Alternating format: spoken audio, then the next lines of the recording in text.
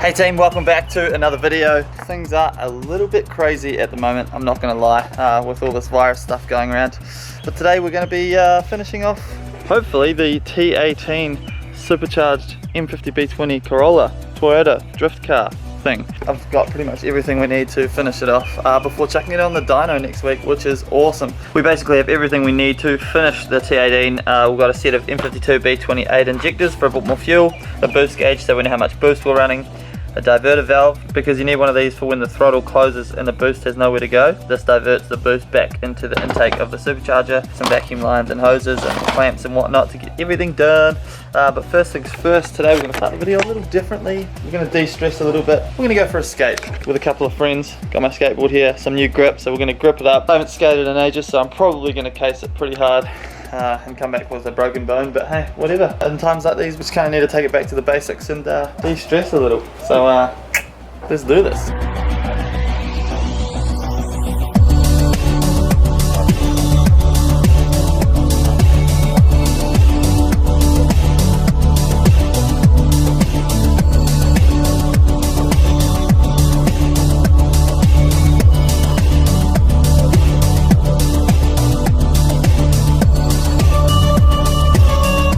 There we have it, good to go. Time to go see if we can fit ourselves. Shout out to Drop the Anchor Clothing. These guys are rad. I'm currently wearing one of their t-shirts at the moment. It's got like a tiger and stuff on the back, you can't really see it, but it's sweet. Good friends of mine. Link in the description below. Buy yourself some merch, it's rad. You!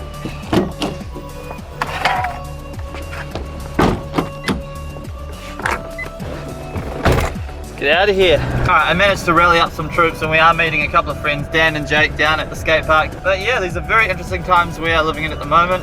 Personally, a lot of my work has kind of dropped off, but I'm not mad about that, to be honest, because it just means that I get to make more YouTube videos. Speaking of more YouTube videos, this weekend we have been invited to basically a drift day, and it's just going to be literally myself drifting in the E36, Dan drifting in his S13, Pete drifting in his Toyota 86, supercharged 86. He runs a drift school called Drift Cadet where he teaches people how to drift, but unfortunately due to the virus he's had to cancel the drift school. Can't have people too close together, but he couldn't cancel the actual hire of the skid pan, so instead he's been a super awesome dude, invited us down, so we're going to go down, we're going to put some cones out just like Adam LZ does at OSW, run a couple of layouts, play a couple of drift games and stuff, and just make some rad videos. But what it does mean is that we pretty much have the whole place to ourselves and we can get some really cool footage.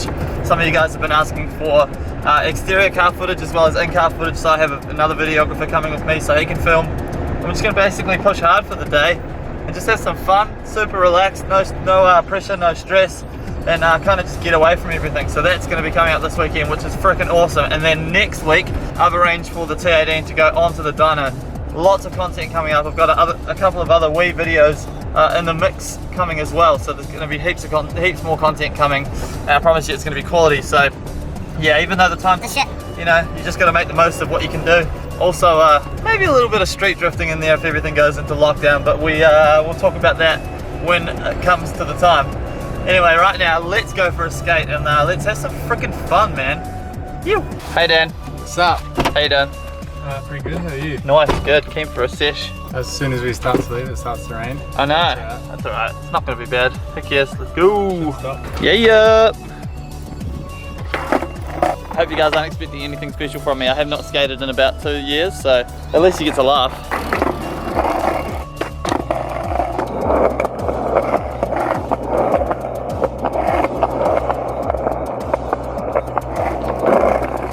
You. Awesome. Looks like a fun park. This is Jake. Hey Jake. Hey Mike, how are we doing? Learning to ollie. Trying to. Nice. Alright, show us. You got like 3 feet of air that time.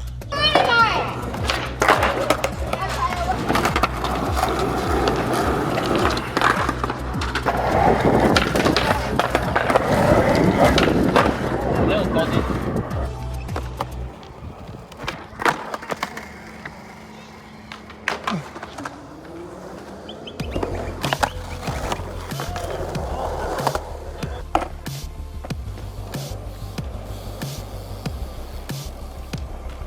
That wasn't bad.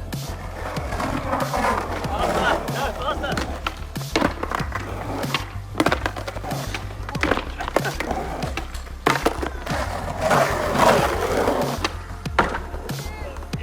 Alright, I'm stuffed. Let's go build a T18 or finish a T18. Even though it's super fun, my legs do not work like they used to. Holy Jesus. Alright, so now that we've established how bad of a skater I am, we are back working on the T18 of course.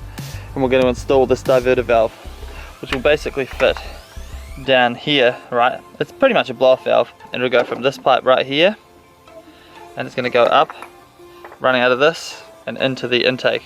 And what that does is when the throttle closes, it basically opens and allows the air to escape back into the intake of the supercharger rather than blowing the pipes off, because the boost has nowhere to escape to. So very chill. Then we just run a vacuum line to the top of the diverter valve here, and then that's pretty much it. So pull this pipe out quickly. We're going to drill and tap it for these ports, one on here, one down there.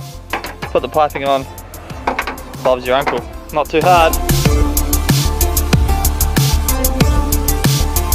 Alrighty, we have our Christmas tree bit. We're going to cut a hole where we've marked out in this pipe for our fitting to go, and then we'll literally run a hose between that and our diverter valve. Good to go. And then we need to do the same in the inlet for the supercharger. And we'll throw it all together. Man, it's just like a puzzle.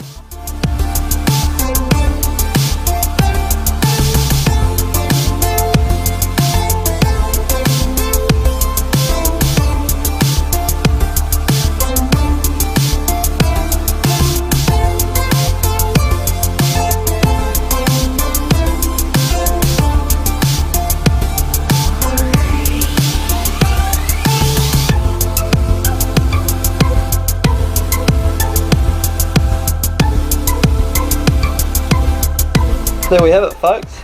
There's the intake. There's the boost pipe where the boost goes into the inlet manifold. Got our diverter valve. This will hook up to here. Vacuum line in here. Booyah! As soon as we're off throttle, boost comes out here, psh, into here. It doesn't really make a blow-off valve noise because those noises suck. It kind of keeps it quiet. That's why I chose this way. Plus, you don't lose unmetered air to atmosphere, which makes the car kind of act up a bit, so it puts it straight back into the inlet of the supercharger. No worries at all. So that was relatively easy. So unfortunately it is raining outside at the moment, which means that and the T18's outside, which means that we can't work on it, otherwise we'll get wet, and I don't really like working in the wet. So we'll end this here and I'll come back tomorrow morning, same video, so you guys have nothing to worry about, and we'll get straight back into the T18, take it for a drive. We've also got to smash out a bunch of work on this thing. When I say a bunch of work, I'm lying. We literally just have to change the valve cover for a metal valve cover before this weekend. Right now it's Thursday, so I'll do that tomorrow, and then we're going drifting on Saturday. So very excited about that. Going to get some tandems in with Dan, which I'm really excited about because we've wanted to tandem properly for a while. See you guys in the morning. Yo! Good morning, guys. It is an absolutely stunning day here in Melbourne, Australia, and we're going to get back to work on the T18. Woo! We've got the diverter valve that we did here last night, the setup. So we're going to chuck it all back on, some vacuum line, boost T and stuff, so that we can run the vacuum hose to the top of the diverter valve. So yeah, we're going to chuck it all together and see if it all works properly. Rad.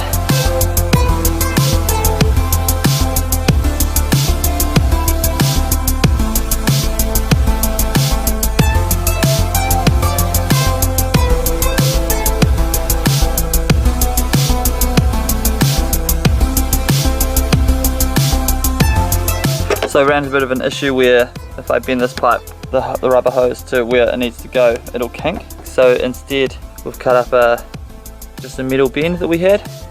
That's just going to allow it to hopefully bend over a little easier and fit that in. Fingers crossed that that works. I think it's gonna. But yeah, we'll chuck it in and see if it actually does what it needs to do.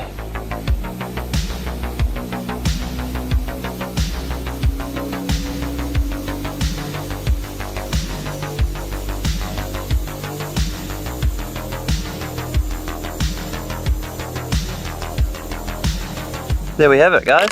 So the charge pipe, diverter valve into the intake pipe. So now I'll just quickly run the vacuum line to the top of the diverter valve, and then I'll put the pod filter and stuff back on.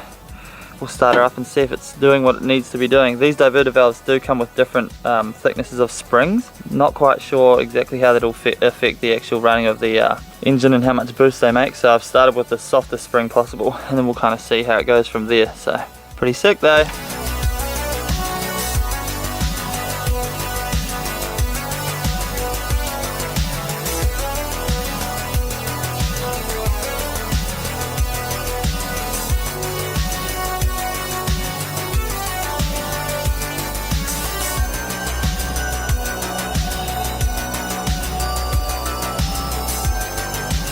And there we have it. The diverter valve is fitted. Doesn't look too terrible.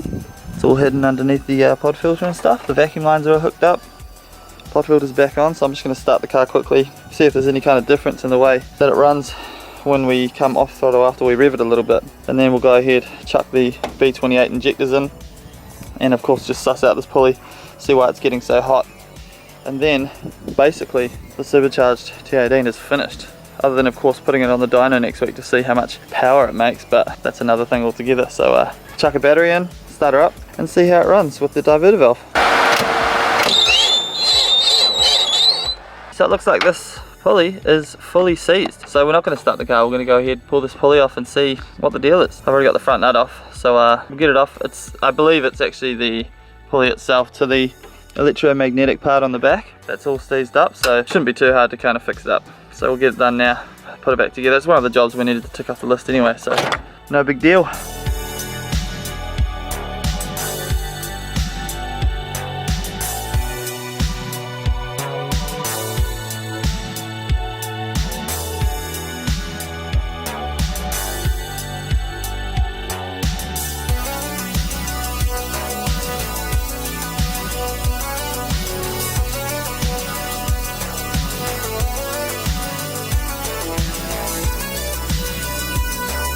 So the pulley was exactly as I expected. The electromagnet was basically stuffed, which is fine because we're not going to use it. So unfortunately that means that it's kind of melted some plastic into this bearing here.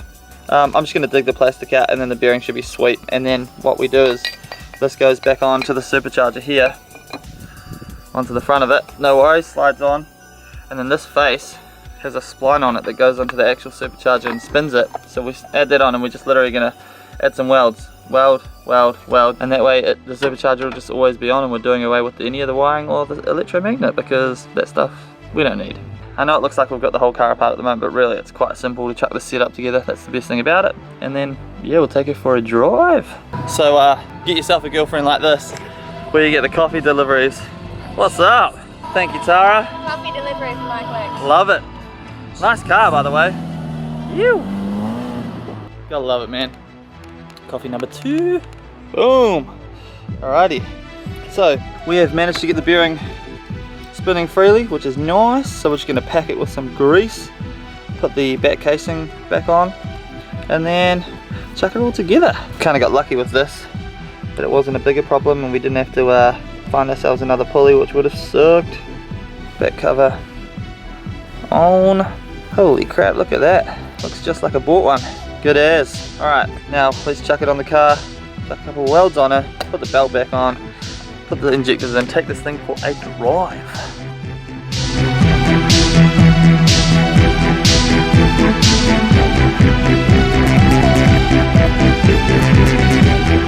Alrighty, we're all back together.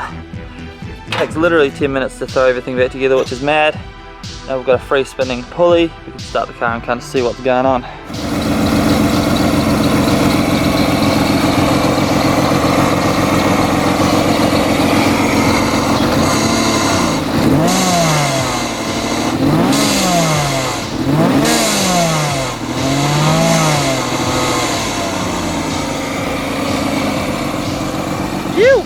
There we go, it's running great. You can hear the bypass valve is definitely working and doing what it needs to do, which is releasing that air after the throttle was closed, which is awesome.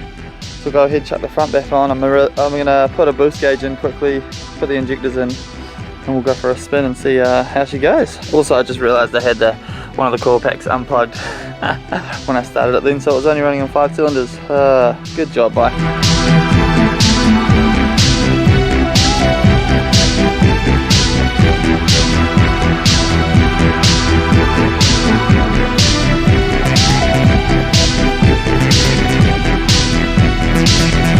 Boost gauge is installed. Yeah. Sweet as. Now we just gotta chuck the injectors in.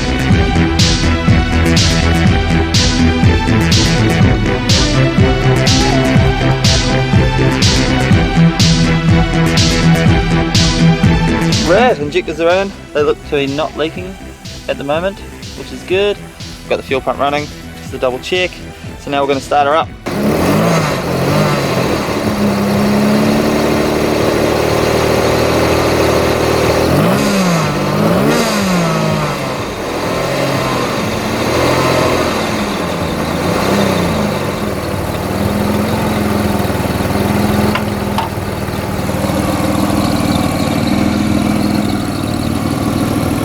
There we have it.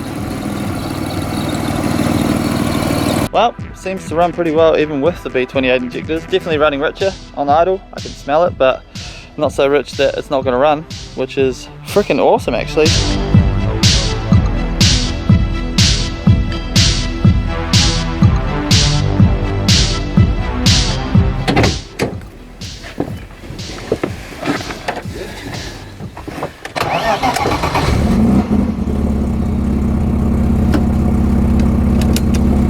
Here we go, guys.